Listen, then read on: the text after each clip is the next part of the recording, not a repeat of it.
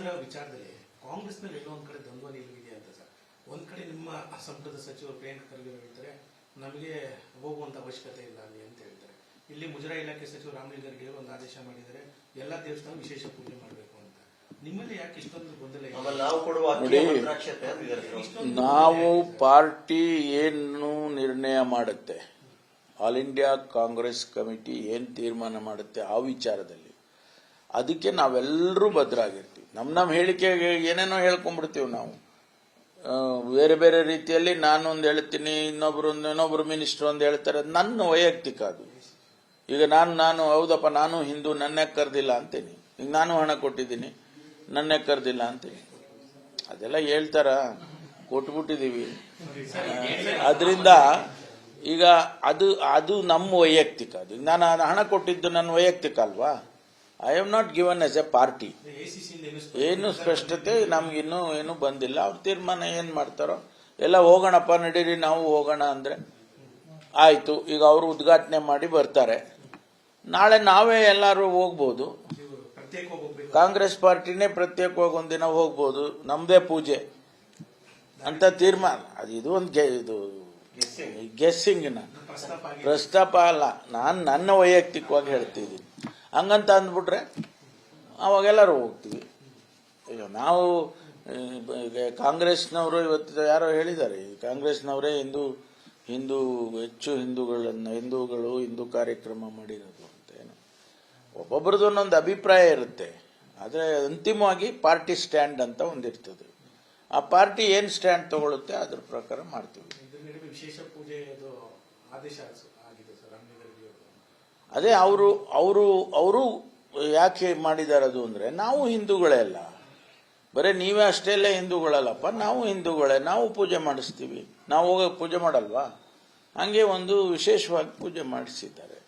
ಅದರಲ್ಲಿ ರಾಮ ಮಂದಿರ ವಿಚಾರದಲ್ಲಿ ಕಾಂಗ್ರೆಸ್ನಲ್ಲಿ ಎಲ್ಲೋ ಒಂದ್ ಕಡೆ ದ್ವಂದ್ವ ನಿಲುವಿದೆ ಅಂತ ಸರ್. ಒಂದ್ ಕಡೆ ನಿಮ್ಮ ಸಂಪುಟದ ಸಚಿವರು ಪ್ರಿಯಾಂಕ್ ಖರ್ಗೆ ಹೇಳ್ತಾರೆ ನಮಗೆ ಹೋಗುವಂತ ಅವಶ್ಯಕತೆ ಇಲ್ಲ ಅಲ್ಲಿ ಅಂತ ಹೇಳ್ತಾರೆ. ಇಲ್ಲಿ ಮುಜರಾಯಿ ಇಲಾಖೆ ಸಚಿವರು ರಾಮಲಿಂಗಾರೆಡ್ಡಿ ಒಂದು ಆದೇಶ ಮಾಡಿದರೆ ಎಲ್ಲಾ ದೇವಸ್ಥಾನ ವಿಶೇಷ ಪೂಜೆ ಮಾಡಬೇಕು ಅಂತ. ನಿಮ್ಮಲ್ಲಿ ಯಾಕೆ ಇಷ್ಟೊಂದು ಗೊಂದಲ ಇದೆ? ನಾವು ಪಾರ್ಟಿ ಏನು ನಿರ್ಣಯ ಮಾಡುತ್ತೆ, ಆಲ್ ಇಂಡಿಯಾ ಕಾಂಗ್ರೆಸ್ ಕಮಿಟಿ ಏನು ತೀರ್ಮಾನ ಮಾಡುತ್ತೆ ಆ ವಿಚಾರದಲ್ಲಿ ಅದಕ್ಕೆ ನಾವೆಲ್ಲರೂ ಭದ್ರಾಗಿರ್ತೀವಿ. ನಮ್ಮ ಹೇಳಿಕೆಗೆ ಏನೇನೋ ಹೇಳ್ಕೊಂಡ್ಬಿಡ್ತೀವಿ ನಾವು. ಬೇರೆ ಬೇರೆ ರೀತಿಯಲ್ಲಿ ನಾನೊಂದು ಹೇಳ್ತೀನಿ, ಇನ್ನೊಬ್ರು ಮಿನಿಸ್ಟರ್ ಒಂದು ಹೇಳ್ತಾರೆ. ನನ್ನ ವೈಯಕ್ತಿಕ ಅದು.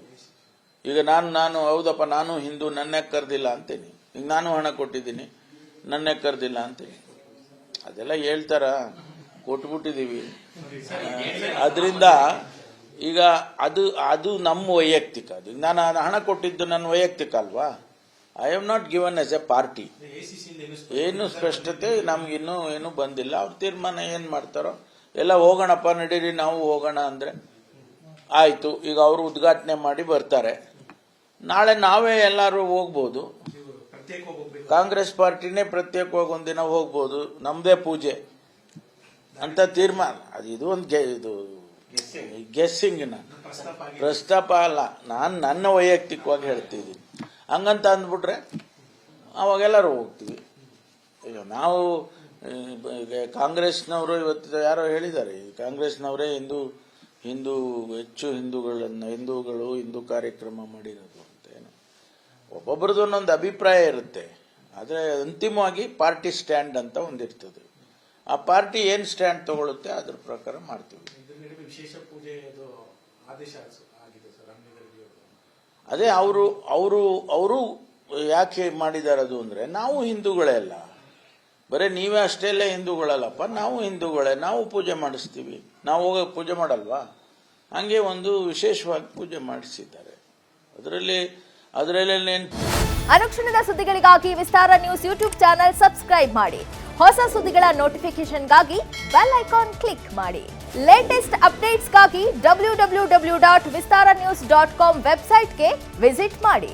ಅಂಗೈಯಲ್ಲೇ ಜಗತ್ತಿನ ಸುದ್ದಿ ತಿಳಿಯಲು ವಿಸ್ತಾರ ನ್ಯೂಸ್ ಕನ್ನಡ ಆಪ್ ಡೌನ್ಲೋಡ್ ಮಾಡಿ.